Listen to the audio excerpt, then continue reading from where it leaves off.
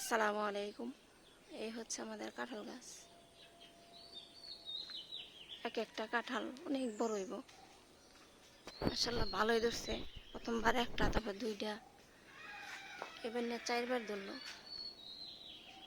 এক একটা কাঁঠাল হইব 250-300 টাকা করে বেচা যায়। মজা অনেক, অনেক মজা। কিন্তু একটা কাঁঠাল ভাঙলে 2-3 দিনে ফুরাইতে পারি না, এত বড় হইলে।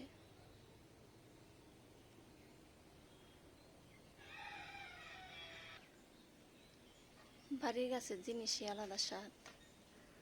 তার মধ্যে দেখে দেখে গাছ বানাইছি। বাড়ি করার পরে বুনছি এই গাছটা। আমার জায়গার মধ্যে কোনো গাছ গাছালি ছিল না, তা আলহামদুলিল্লাহ অনেক ভালো। একটা কাঁঠাল গাছ আছে, একটা বেল গাছ, আর আম গাছ একটা। আর নতুন জায়গায় তো শুধু কলা গাছই বুনে রাখছি।